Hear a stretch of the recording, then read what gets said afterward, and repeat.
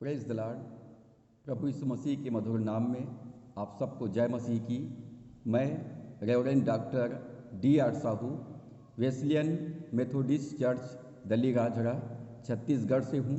आज हम biblical finances part 22 Bible की अर्थव्यवस्था भाग 22 की शिक्षा हम प्राप्त करेंगे और इसके अंतर्गत आज हम फिलेमोन की पत्री उसका पहला अध्याय 1 से लेकर 25 पद पर मनन करेंगे।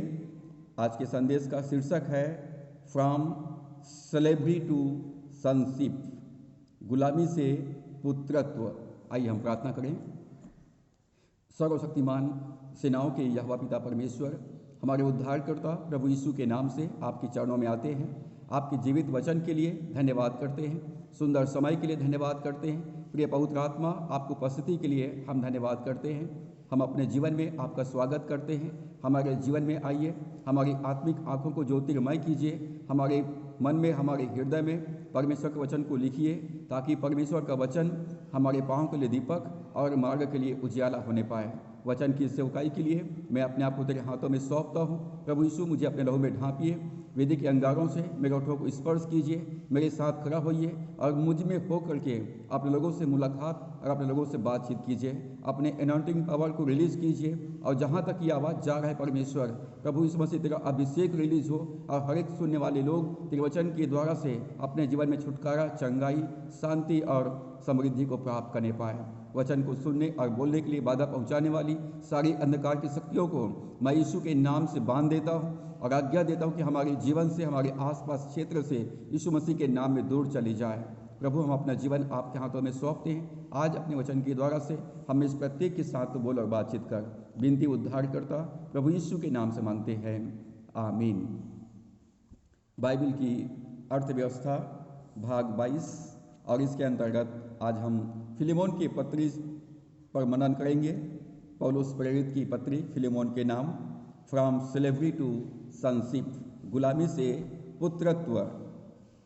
फिलेमोन के नाम पौलुस प्रेरित की पत्री में हम मसीही व्यवहार का एक नमूना को देखते हैं। मसीही लोग परमेश्वर पर विश्वास करते हैं, मसीही लोग परमेश्वर से प्रेम करते हैं, कलीसिया के साथ संगति करते हैं और यहाँ पर एक व्यवहार, एक परीक्षण फिलेमोन के जीवन में आया जब उन्हें अपने दास उनेसिमुस को, जो उनको नुकसान पहुँचाया था, उनको माफ़ करना था और पुनः अपनी संगति में एक गुलाम के रूप में नहीं परंतु एक भाई के रूप में ग्रहण करना था। तो यहाँ पर हम एक मसीही व्यवहार का एक नमूना को हम देखते हैं। यहाँ पर 3 चरित्र है। पहला फिलेमोन, दूसरा उनेसिमुस और तीसरा है पौलुस प्रेरित। हम तीनों के जीवन के आधार पर आज के संदेश को हम सीखेंगे। पहला चरित्र है फिलेमोन। फिलेमोन कुलस्ये की कलीसिया का सदस्य था। फिलेमोन कुलस्ये की कलीसिया का सदस्य था। फिलेमोन अपने घर को कलीसियाई संगति के लिए खोल दिया था। फिलेमोन के घर में चर्च लगता था। विश्वासी भाई बहनों से फिलेमोन प्रेम करता था। इनके हृदय में विश्वासी भाई बहनों के लिए, खोई हुए और भटकी आत्माओं के लिए बोझ था। विश्वासियों के लिए उसका हृदय खुला हुआ था। उन्होंने सिर्फ अपने हृदय को खोला, परंतु अपने घर को सुसमाचार प्रचार के लिए, कलीसिया के लिए, संगति के लिए खोल दिया था। यहाँ तक कि फिलेमोन अपने जीवन में अतिथि सत्कार करने वाला व्यक्ति था। पौलुस जब भी वहाँ आता था तो पौलुस जो है कुलस्ये में फिलेमोन के यहाँ ठहरने की बात करता है। पौलुस के सेवकाई के द्वारा से फिलेमोन उद्धार पाया हुआ था और इस प्रकार से फिलेमोन पौलुस का एक आत्मिक पुत्र है जो उसके सेवकाई में बचाया गया है। दूसरी तरफ हम उसके दास, उसके गुलाम उनेसिमुस के चरित्र को हम देखते हैं। उनेसिमुस फिलेमोन का दास या उसका गुलाम था। उस समय रोम में बहुत अधिक गुलाम हुआ करते थे और गुलामों को पास अपने स्वामी के लिए काम करने के अलावा और कोई काम नहीं होता था।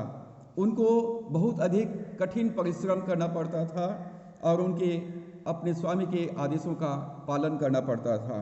उनेसिमुस ने फिलेमोन की कुछ संपत्ति चुराई। उनेसिमुस ने फिलेमोन की कुछ संपत्ति चुराई और उसके पास से भाग गया, उसके पास से चला गया। उनेसिमुस किसी तरह यात्रा करके कुलिस्से से रोम आ गया और वहाँ पर वो पौलुस प्रेरित से मिला। पौलुस प्रेरित ने उन्हें सुसमाचार सुनाया और पौलुस के सुसमाचार प्रचार, उनकी संगति, उनकी प्रेम, उनके व्यवहार से, उनकी प्रार्थनाओं से उनेसिमुस का जीवन बदल गया, उसका हृदय परिवर्तन हो गया। उनेसिमुस रोम में मसीह का अनुयायी हो गया। उनेसिमुस अब एक मसीही हो गया। वह पौलुस का बहुत ही प्रिय और बहुत ही उपयोगी बन गया। पौलुस उसको बहुत प्रेम करने लगा अपने एक संतान के रूप में। और हम यहाँ पर पाते हैं कि फिलेमोन के पास से उनेसिमुस का जाना और पौलुस प्रेरित से उनका मुलाकात करना, हम यहाँ पर परमेश्वर की एक योजना को हम देखते हैं। पौलुस ने फिलेमोन को एक पत्र लिखा और उस पत्र में पौलुस उनेसिमुस को उसके स्वामी फिलेमोन के सहमति के बिना अपने साथ रोम में रखना उचित नहीं समझा, इसलिए उसे कुलिस्से फिलेमोन के पास वापस भेज दिया और साथ में एक पत्र भी उसको दिया। पौलुस का सेवा करने के लिए फिलेमोन का दास उनेसिमुस पौलुस के बहुत उपयोगी था, परंतु वो वास्तव में फिलेमोन का सेवक था, फिलेमोन का दास था और पौलुस ने उसको अपने पास रखना फिलेमोन की सहमति के बिना उचित नहीं समझा। और इसलिए पौलुस प्रेरित ने उनेसिमुस को उसके असली मालिक, उसके असली स्वामी फिलेमोन के पास कुलिस्से वापस भेज दिया। फिलेमोन को यह पत्र पौलुस प्रेरित के द्वारा से एक अपील है। फिलेमोन को यह पत्र पौलुस प्रेरित के द्वारा से एक निवेदन है। फिलेमोन उनेसिमुस को क्षमा करें। पौलुस फिलेमोन को पत्र लिखता है और उसमें अपील करता है कि फिलेमोन, तुम्हें उनेसिमुस को अब एक दास के समान नहीं, एक गुलाम के समान नहीं, परंतु पहले तुमको उनको क्षमा करना है। यदि उसने तेरे साथ कुछ नुकसान पहुंचाया है या कोई आर्थिक नुकसान पहुंचाया है या तुम्हारे साथ कोई गलती किया है, तो पहली बात तुम्हें क्षमा करना है और दूसरी बात उसको पुनः वापस अपनी संगति में ग्रहण करना है। अब की बार एक गुलाम के समान नहीं, परंतु अपने एक भाई के समान उसे ग्रहण करना है। पौलुस फिलेमोन को आज्ञा दे सकता था, जिस प्रकार से उनेसिमुस पौलुस का आत्मिक पुत्र है और उसी प्रकार से फिलेमोन भी पौलुस का आत्मिक पुत्र है, और आत्मिक पिता होने के नाते पौलुस फिलेमोन को आदेश दे सकता था। परंतु पौलुस फिलेमोन को निवेदन करता है कि वो अपने आत्मिक पुत्र उनेसिमुस के लिए एक निवेदन करता है, एक अपील करता है। पौलुस ने कहा, यदि उसने कुछ नुकसान की पहुंचाया है या कोई कर्जा है तो वह उसे भर देगा। पौलुस कहता है कि उनेसिमुस ने यदि कुछ नुकसान पहुंचाया है या तुम्हारा उसका कोई कर्जा लगता है तो मैं उसको भर दूंगा। फिलेमोन पहला अध्याय 18 और 19 पद में लिखा है, यदि उसने तेरे कुछ हानि की है या उस पर तेरा कुछ आता है तो उसे मेरे नाम पर लिख दे, मैं उसे भर दूंगा। पौलुस कहता कि मैं उसका कर्जा चुका दूंगा, तो उसको माफ़ कर दे और उसको अपने एक भाई के रूप में पुनः अपनी संगति में ग्रहण कर ले। पौलुस प्रेरित फिलेमोन के मसीही प्रेम को जानता है। पौलुस जानता है कि फिलेमोन मसीह विश्वासियों से प्रेम करता है। उसने अपना हृदय और अपना घर प्रभु के राज्य के विस्तार के लिए, कलीसिया के लिए खोल दिया है, और उसे इस बात में कोई शक नहीं है कि फिलेमोन पौलुस की बात मानेगा। पाप से छुटकारा और मेल मिलाप का एक अच्छा उदाहरण हम यहाँ पर पाते हैं। उनेसिमुस अब पाप से छुटकारा प्राप्त कर चुका है, उसका जीवन बदल चुका है, अब वो वापस अपने दुनिया में, अपने संसार में आता है। तो अब यहाँ पर हम फिलेमोन के जीवन में देखते हैं कि फिलेमोन उसको प्रेम करता है, उसको क्षमा करता है और पुनः अपनी संगति में ग्रहण करता है। फिलेमोन को पौलुस कहता है कि वह उनेसिमुस को क्षमा करे, उन्हें पुनः भाई के समान ग्रहण करे। जब उनेसिमुस चला गया जब उनेसिमुस फिलेमोन के पास से गया तो वो एक पापी था, एक गुलाम था, और पौलुस से मुलाकात के बाद उसका जीवन बदल गया। अब वो परमेश्वर का संतान बन गया और परमेश्वर ने उनके पाप क्षमा कर दिया, उनका कर्ज माफ कर दिया।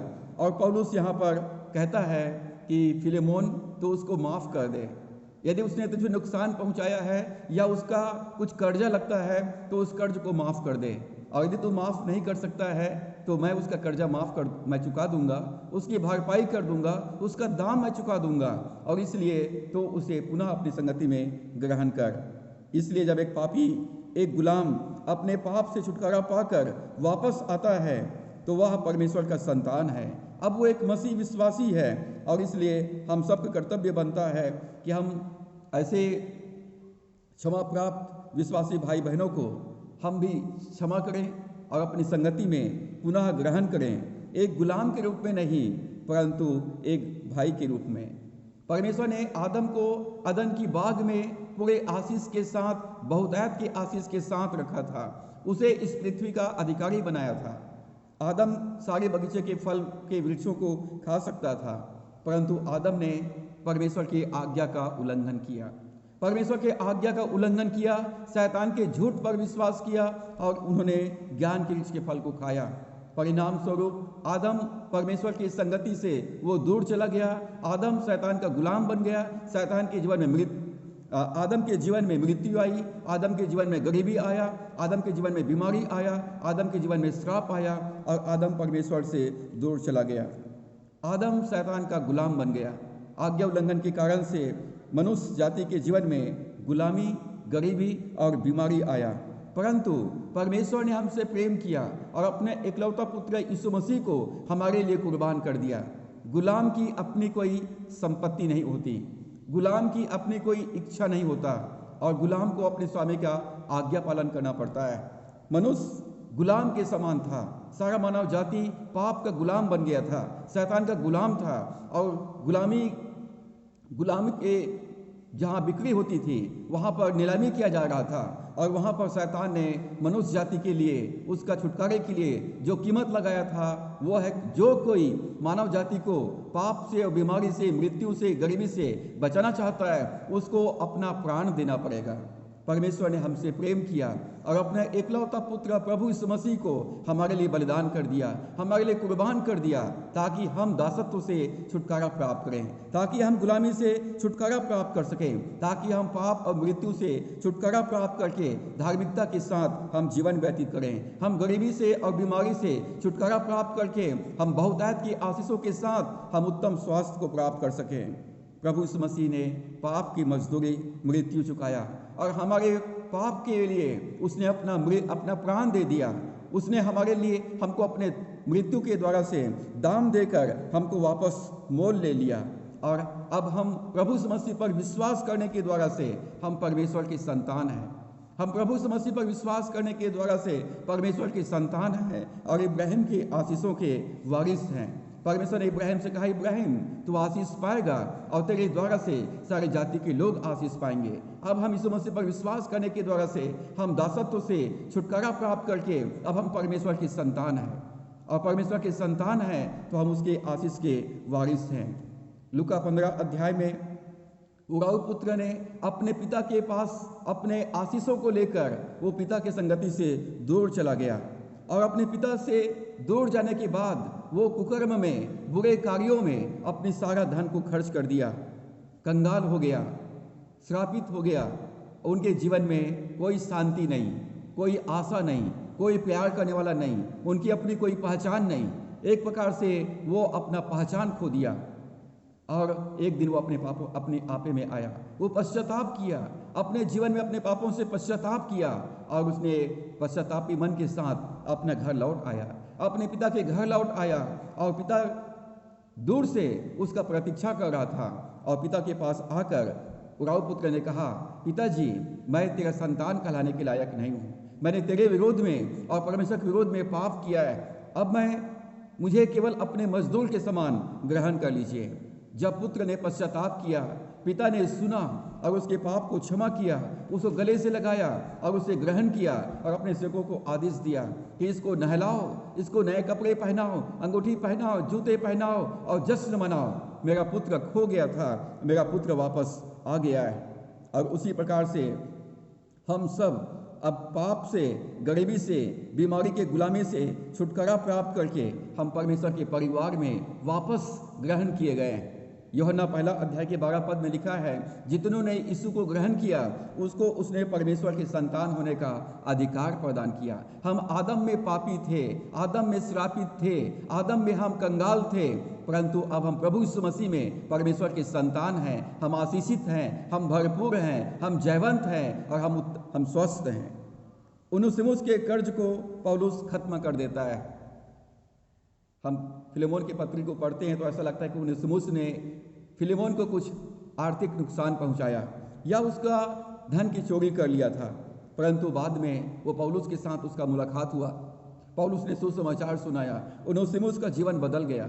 अब वो परमेश्वर का सच्चा भक्त बन गया, एक संत बन गया, वो परमेश्वर का सेवक बन गया, पौलुस के बड़े काम का था। परंतु वो फिलेमोन जो उसका असली मालिक था उसको वापस उसके पास भेजा और पौलुस कहता है इसको माफ़ कर दे, और यदि इसने कोई कर्जा किया है तो मैं इसका कर्जा भर दूंगा, मैं इसका कर्जा चुका दूंगा। 18 पद में लिखा है, यदि उसने तेरी कुछ हानि की है या उस पर तेरा कुछ आता है तो मेरे नाम पर लिख ले कि मैं उसे भर दूंगा। परमेश्वर नहीं चाहता था कि यह जवान कर्ज में रहे और इसलिए एक आश्चर्य कर्म के द्वारा से उसे कर्ज मुक्त कर दिया।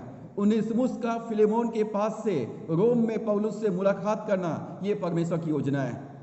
परमेश्वर इस जवान को कर्ज मुक्त कर दिया सुसमाचार के द्वारा से, और यदि मैं और आप परमेश्वर के सुसमाचार पर विश्वास करेंगे, परमेश्वर आपको कर्ज मुक्त कर देगा। यदि आज आप कर्ज में हैं, आर्थिक तंगी में हैं, परमेश्वर आपको कर्ज मुक्त कर देगा। पौलुस कहता है जो कुछ उनेसिमुस का तेरे उसके ऊपर लगता है वो मेरे अकाउंट में, मेरे नाम में, मेरे खाते में लिख ले। पौलुस के सेवकाई के लिए, पौलुस के पास सेवकाई के लिए बहुत पैसा था, पौलुस के पास उमड़ता हुआ पैसा था, और पौलुस कहता है मैं अपने आत्मिक पुत्र उनेसिमुस का कर्जा मैं चुका दूंगा। परमेश्वर आपके कर्ज को चुकाने के लिए एक आश्चर्य कर्म करेगा। जिस प्रकार से परमेश्वर ने उनेसिमुस के कर्ज को चुकाने के लिए एक आश्चर्य कर्म किया, परमेश्वर मेरे और आपके कर्ज को चुकाने के लिए एक आश्चर्य कर्म करेगा। संसार के लोगों के पास बहुत धन है, आपका 10वां अंश और भेंट, आपकी बुलाहट, आपका अभिषेक सेवकाई के लिए द्वार खोल देगा। लोग आपके सेवकाई के द्वारा से उद्धार पाएंगे, छुटकारा पाएंगे, आशीष पाएंगे, चंगाई पाएंगे, जीवन पाएंगे, क्षमा प्राप्त करेंगे, और संसार की संपत्ति के लिए एक संसार की संपत्ति आपके पास में आएगा। संपत्ति प्राप्त करने के लिए एक द्वार खुल जाएगा। परमेश्वर के पास हमारे प्रत्येक समस्याओं का उत्तर है। परमेश्वर के पास हमारे जीवन के हर एक समस्याओं का उत्तर है, और इसलिए विश्वास से कदम उठाएं, परमेश्वर की आज्ञाओं का पालन करें। संसार के पैसे को हम कलीसिया में ला सकते हैं, संसार के धन को हम चर्च में ला सकते हैं, लेकिन बिना बीज बोए पाने की आशा नहीं कर सकते। बिना बीज बोए हम कुछ भी प्राप्त नहीं कर सकते। नीति वचन 28 अध्याय के 8 पद में लिखा है, जो अपना धन ब्याज आदि बढ़ती से बढ़ाता है वह उसके लिए बटोरता है जो कंगालों पर अनुग्रह करता है। जो लोग अपना धन बढ़ाते हैं ब्याज के द्वारा से, परमेश्वर कहता है वह उनके लिए धन बटोरता है जो कंगालों पर, गरीबों पर, जरूरतमंदों पर दया करता है। कंगालों पर अनुग्रह करें, जरूरतमंदों पर दया करें, उनकी सहायता करें, उनको दें। परमेश्वर कहता है कि पापियों की संपत्ति आपके पास में आएगा, संसार का धन आपके पास में आएगा। पहाड़ी उपदेश में मत्ती 5 में प्रभु ने कहा, धन्य है वे जो दयावंत है क्योंकि उन पर दया की जाएगी। लूका 6:38 में प्रभु ने कहा, दिया करो तो तुम्हें भी दिया जाएगा। प्रभु कहता है कंगालों पर जो अनुग्रह करता है वो उनके जीवन में संसार की संपत्ति बहुतायत के साथ उमड़ता हुआ उनके पास में आएंगे। नीति वचन 19 के 17 में लिखा है, जो कंगाल पर अनुग्रह करता है वो यहोवा को उधार देता है। सारे मानव जाति परमेश्वर के स्वरूप और समानता में बनाया गया है। परमेश्वर नहीं चाहता कि कोई भी नाश हो, और इसलिए परमेश्वर चाहता है हम जो मसीह विश्वासी हैं, हम गरीबों और जरूरतमंदों की सुधि लें। हम उन्हें सुसमाचार सुनाएं। लोग पैसे के कारण से नाश नहीं हो रहे हैं, लोग परमेश्वर के ज्ञान के कमी के कारण से नाश हो रहे हैं। उन्हें भोजन वस्तु दें, उन्हें परमेश्वर का वचन दें। इब्राहिम तो आशीष पाएगा, तेरे द्वारा सारी जाति के लोग आशीष पाएंगे। हम इब्राहिम के आत्मिक आशीष हैं। हमें सुसमाचार सुनाना है, हमें गरीबों को, कंगालों को सुसमाचार सुनाना है, किसी भी कीमत पर सुसमाचार सुनाना है, क्योंकि सुसमाचार में सामर्थ्य है। वो उनको छुटकारा प्रदान करेंगे और वो जीवन प्राप्त करेंगे।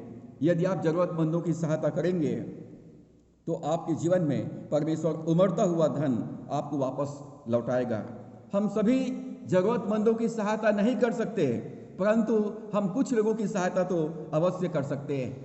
हम सबकी सहायता नहीं कर सकते, लेकिन जो हमारे आसपास में है हम उन लोगों की सहायता अवश्य कर सकते हैं। परमेश्वर हमारे द्वारा से उन तक पहुंचना चाहते हैं। परमेश्वर हमारे द्वारा से अपना प्रेम उन पर प्रकट करना चाहते हैं। परमेश्वर हमारे द्वारा से उनके पापों को क्षमा करना चाहते हैं। हमारे द्वारा से उनको चंगा करना चाहते हैं। और इसलिए परमेश्वर कहता है, मैं अनाथ और विधवाओं का पिता हूँ। गरीबों और जरूरतमंदों तक पहुंचने के लिए परमेश्वर को आज मेरे और आपकी आवश्यकता है। जो लोग अन्याय से धन कमाए हैं वो धन आपके पास में आएगा। कैसे? गरीबों की सहायता करें, जरूरतमंदों की सहायता करें, गरीबों पर दया करें। जो लोग अन्याय से धन कमाए हैं उनका धन आपके पास कलीसिया में आएगा। नीति वचन 13 अध्याय 22 पद में लिखा है, भला मनुष्य अपने नाती पोतों के लिए भाग छोड़ जाता है। जो भला मनुष्य है अपनी संपत्ति को अपने बेटों के लिए और अपने नाती पोतों के लिए छोड़ देता है, परंतु पापी की संपत्ति धर्मी के लिए रखी जाती है। पापी की संपत्ति धर्मी के लिए रखी जाती है। आप धार्मिकता के साथ जीवन व्यतीत कीजिए, आप धर्मी बनिए, आप सारी बातों में धर्मी बनिए, आप अपना व्यवहार सही रखिए, भले काम कीजिए। आपका अच्छा होना, आपका धर्मी होना, आपका भला कार्य आपके लिए संपत्ति को लेकर के आएगा। यदि आप सुसमाचार पर विश्वास करते, आप भलाई का कार्य करते, धार्मिकता के साथ जीवन व्यतीत करते, संसार की संपत्ति आपके पास में आएगा। परमेश्वर संसार की संपत्ति को कलीसिया में स्थानांतरित कर देगा। संपत्ति का स्थानांतरण होगा चर्च में, क्योंकि सब कुछ इसी पृथ्वी पर है। सब कुछ इसी पृथ्वी पर है। जब एक पापी मन फिराएगा, एक पापी जब अपना जीवन प्रभु को अर्पित करेगा, जिस प्रकार से जक्कई के घर में जब यीशु मसीह आया, जक्कई का हृदय परिवर्तन हो गया और जक्कई ने कहा, प्रभु मैं अपनी आधी संपत्ति कंगालों को बांटता हूँ, और यदि मैंने किसी का अन्याय के साथ में कोई टैक्स लिया है तो मैं उनको 4 गुना वापस लौटा दूंगा। हम पाते हैं एक पापी जब मन फिराता है, एक पापी के जीवन में जब प्रभु यीशु मसीह आता है, उनका हृदय परिवर्तन होता है, वो एक धर्मी बन जाता है और वो भले काम के लिए अपने संसाधन को लगाता है। आप धर्मी बनिए, आप एक भले काम को में लग जाइए, संसार की संपत्ति आपके पास में आएगा। नीति वचन 22 के 6 में लिखा है, बच्चों को शिक्षा उसी मार्ग की दे जिसमें उसको चलना चाहिए, और वह बुढ़ापे में भी उससे ना हटेगा। अपने बच्चों को शिक्षा दीजिए कि वो किसी से उधार ना ले, क्योंकि उधार लेने वाला उधार देने वाले का गुलाम बन जाता है। परमेश्वर ने प्रभु यीशु मसीह के द्वारा से हमें गुलामी से दाम दे करके मोल लिया है, और वो नहीं चाहता कि आप फिर से किसी का गुलाम बने। उधार लेने वाला उधार देने वाले का गुलाम बन जाता है, और इसलिए अपने परिवार में अपने बच्चों को शिक्षा दीजिए कि वो किसी से उधार न ले, किसी का दास न बने। हमारे पास पर्याप्त धन होना चाहिए, हमारे पास पर्याप्त पैसा होना चाहिए, ताकि हम भले काम कर सकें, ताकि हम जरूरतमंदों की सहायता कर सकें, ताकि हम सुसमाचार प्रचार में योगदान दे सकें। गरीब होना बुद्धिमानी नहीं है, गरीब होना बुद्धिमानी नहीं है। यदि आज आप गरीबी में हैं, यदि आज आप कर्ज में हैं, तो प्रभु कहता है, प्रभु यीशु मसीह ने कहा, मुझे परमेश्वर का आत्मा मुझ पर है। लूका 4 के 18 में परमेश्वर का आत्मा मुझ पर है, और उसने कंगालों को सुसमाचार सुनाने के लिए मेरा अभिषेक किया है। सुसमाचार गरीबी के श्राप को तोड़ता है, सुसमाचार शैतान के बंधन को तोड़ता है, सुसमाचार आपको हर एक दासत्व से छुटकारा प्रदान करेगा। और इसलिए सुसमाचार को सुनिए, प्रभु यीशु मसीह के वचन को सुनिए और उस पर विश्वास कीजिए, वचन के अनुसार चलिए, आपका जीवन का बंधन टूट जाएगा, आप कर्ज मुक्त हो जाएंगे, आप श्राप मुक्त हो जाएंगे, आप गरीबी के दासत्व से छुटकारा प्राप्त करके आप बहुतायत की आशीष को प्राप्त करेंगे। सभोपदेशक 2 अध्याय उसका 26 पद में लिखा है, जो मनुष्य परमेश्वर की दृष्टि में अच्छा है, जो मनुष्य परमेश्वर का भय मानता है, जो मनुष्य परमेश्वर की सेवा करता है, परमेश्वर उसको बुद्धि, परमेश्वर उसको ज्ञान और परमेश्वर उसको आनंद देता है। जो धार्मिकता के साथ जीवन व्यतीत करता है, जो भले काम करता है, जो परमेश्वर की सेवा करता है, परमेश्वर उसको बुद्धि, उसको ज्ञान और उसको आनंद देता है। परंतु पापी को वह दुख भरा काम देता है, परंतु वो पापी को दुख भरा काम देता है और उसको देने के लिए धन संचय करके ढेर लगाए, जो परमेश्वर की दृष्टि में अच्छा है। जब आप धार्मिकता के साथ जीवन व्यतीत करेंगे, जब आप परमेश्वर के साथ सेवा में लग जाएंगे, भले काम में लग जाएंगे, तो पापी लोग जो धन का संचय करके रखे हुए, वो धन संचय वो धन आपके पास में आएगा। परमेश्वर पापी को दुख भरा काम देता है ताकि वो यहोवा की सेवा के लिए दे, ताकि वो यहोवा के सेवकों को दे। परमेश्वर अच्छे व्यक्ति को, धर्मी व्यक्ति को बुद्धि, ज्ञान और आनंद देता है। परमेश्वर आपको बुद्धिमान बनाएगा ताकि आप धनवान बन जाएं। परमेश्वर आपको ज्ञान प्रदान करेगा ताकि आप उसकी सेवा करें, और परमेश्वर आपको आनंद और आपको शांति देगा। प्रभु ने कहा, अब तक तुमने कुछ नहीं मांगा, मांगो ताकि तुम्हारा आनंद पूरा हो जाए। प्रभु से कहिए, प्रभु मेरे पापों को क्षमा कर, मेरे रोगों को चंगाई प्रदान कर, प्रभु मुझे कर्ज मुक्त कर दे ताकि मैं आनंद के साथ तेरी महिमा करूं, आनंद के साथ मैं तेरी सेवा करूं। पापियों का धन मार्ग में है, पापियों का धन अभी रास्ते में है, उसे प्राप्त करने के लिए तैयार हो जाइए। आप धर्मी बनिए, धार्मिकता के साथ जीवन व्यतीत कीजिए। हमारे पूर्वज, हमारे आदि पिता आदम ने आज्ञा उल्लंघन किया। आज्ञा उल्लंघन के कारण से वो पाप का, मृत्यु का, गरीबी का, बीमारी का, शैतान का वो दास बन गया। परंतु परमेश्वर ने हमसे प्रेम किया और अपने एकलौता पुत्र को, प्रभु यीशु मसीह को कलवरी के क्रूस पर वो बलिदान कर दिया, ताकि जो कोई उस पर विश्वास करे वो नाश न हो परंतु अनंत जीवन प्राप्त करे। हम यीशु मसीह पर विश्वास करने के द्वारा से हम दासत्व से छुटकारा प्राप्त करते, पाप से, मृत्यु से, गरीबी से, बीमारी से हम छुटकारा प्राप्त करते। बाइबल कहती है 2 कुरिन्थियों 5:17 में, अब जो मसीह में है वो नई सृष्टि है, पुरानी बातें बीत गई, देखो वे सब नई हो गई है। हमारा हृदय परिवर्तन हो जाता है, हमारा जीवन बदल जाता है, हमारे जीवन की परिस्थितियों में परमेश्वर अब काम करने लग जाता है। यीशु मसीह पर विश्वास करने के द्वारा से हम परमेश्वर के परिवार में पुनः ग्रहण किए जाते हैं। स्वर्ग हमारा स्वागत करता है और पिता कहता है लूका 15 अध्याय के 31 पद में, पुत्र तू सर्वदा मेरे साथ में है और जो कुछ मेरा है वो सब कुछ तेरा है। परमेश्वर कहता है, पुत्र सर्वदा तू मेरे साथ में है और इसलिए जो कुछ मेरा है वो सब कुछ तुम्हारा है। प्रिय मित्रों, परमेश्वर के साथ बने रहिए, परमेश्वर के वचन में बने रहिए। यूहन्ना 15:7 में प्रभु ने कहा, तुम मुझ में बने रहो और मेरा वचन तुम में बना रहे, और जो चाहे मांगो वो तुम्हारे लिए हो जाएगा। पिता के घर में रहिए, परमेश्वर के भवन में रहिए, चर्च में रहिए, चर्च के सेवा में बने रहिए, अपने प्रभु के चुने हुए, परमेश्वर के द्वारा से ठहराए हुए सेवकों के साथ बने रहिए। अपने कलीसिया में अपने पासबान के साथ कनेक्ट रहिए। आज लोग अपने कलीसिया में अपने पासबान के साथ बने हुए नहीं हैं। परमेश्वर के सेवकों के साथ बने रहिए, अपने कलीसिया में अपने पासबान के साथ जुड़े रहिए और उनके साथ मिलकर परमेश्वर की सेवा में सहभागी बनिए। परमेश्वर कहता है, जो मेरा है वो सब कुछ तुम्हारा है। परमेश्वर ने उनेसिमुस के कर्ज से उनको छुटकारा प्रदान किया। पौलुस प्रेरित के माध्यम से उनेसिमुस को कर्ज मुक्त कर दिया। परमेश्वर प्रभु यीशु मसीह के द्वारा से मुझको और आपको कर्ज मुक्त करेगा। यदि आप फाइनेंशियल क्राइसिस में हैं, आप कर्ज में हैं, आप किसी प्रकार से आप के जीवन में उधारी है, प्रभु आपको कर्ज मुक्त करना चाहता है। प्रभु चाहता है कि आपके जीवन में बहुतायत की आशीष रहे, आपको किसी से उधार लेना ना पड़े, किसी के सामने हाथ फैलाना ना पड़े। दाऊद कहता है भजन 23 में, उसने मेरे सताने वालों के सामने मेरे लिए आशीष का मेज लगाया है। आपका आशीष परमेश्वर आपके सामने रखा हुआ है। विश्वास के साथ कदम बढ़ाइए, विश्वास के साथ कदम बढ़ाइए और अपने आशीष को ले लीजिए। और आप परमेश्वर आपको कर्ज मुक्त करने चाह रहा है। परमेश्वर आपको जीवन में बहुतायत की आशीष देने जा रहा है, अपने आप को तैयार कीजिए। परमेश्वर आपको बहुतायत की आशीष देने जा रहा है। परमेश्वर की आशीष को लेने के लिए तैयार हो जाइए, आशीष को ग्रहण करने के लिए तैयार हो जाइए। अपने चंगाई को यीशु मसीह के नाम में ले लीजिए, अपने बहुतायत की संपत्ति को यीशु मसीह के नाम में ले लीजिए, अपने जॉब को यीशु मसीह के नाम से ले लीजिए, अपना छुटकारा यीशु मसीह के नाम में रिसीव कीजिए अभी और इसी वक्त यीशु मसीह के नाम में। अब जो मसीह में है वो नई सृष्टि है, पुरानी बातें बीत गई, देखो वे सब नई हो गई है। परमेश्वर आपको नया जीवन दिया है और नया जीवन में धार्मिकता है, आनंद है और शांति है। परमेश्वर इन वचनों के द्वारा से हम सबको बहुतायत की आशीष प्रदान करें। आइए हम प्रार्थना करें। सर्वशक्तिमान परमेश्वर, हम धन्यवाद करते हैं आपके प्रेम और आपके अनुग्रह के लिए। पिता परमेश्वर, मनुष्य आदम के